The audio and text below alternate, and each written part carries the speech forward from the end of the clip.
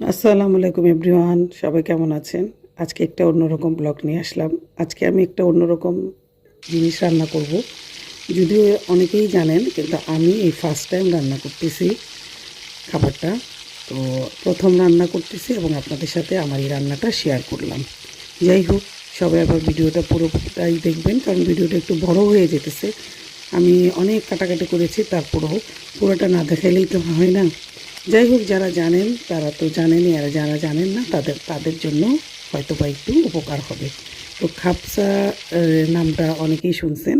এটা সৌদি আরবের আরাবিয়ানরাই মনে হয় খুব বেশি রান্না করে। আমাদের বাঙালিরা ওরকমভাবে রান্না করে না, কিন্তু মোটামুটি এখন তো সবাই চিনে।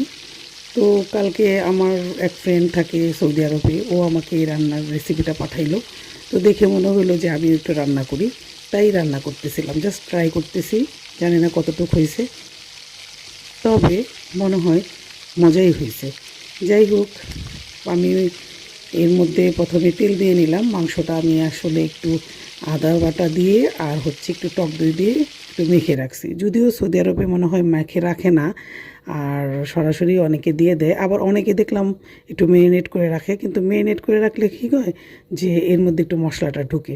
তো আমি পেঁয়াজটা লাল হয়ে যাওয়ার পরে একটু আদা বাটা দিলাম, রসুন বাটা দিলাম, পেঁয়াজ বাটা দিলাম, তারপরে একটু জিরা গুঁড়া দিলাম, ধনিয়া গুঁড়া দিলাম, মরিচ গুঁড়া দিলাম, লবণ দিলাম, সমস্ত মশলা দিয়ে আমি এটা মানে কষাবো।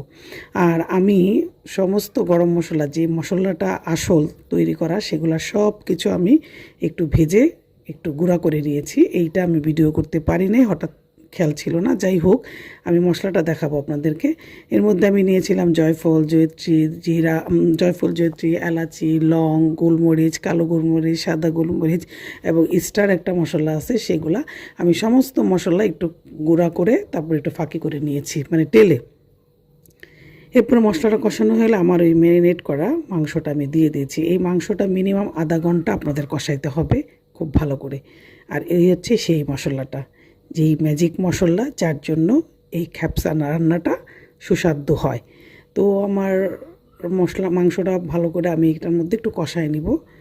তারপরে মাংসটা, অনেকেই অবশ্য মাংসটা কষায় না, মানে ভাজে না, কিন্তু আমি কয়েকজনে, আমি পরে ওই রেসিপিটা দেখার পর একটু ইউটিউব সার্চ দিলাম।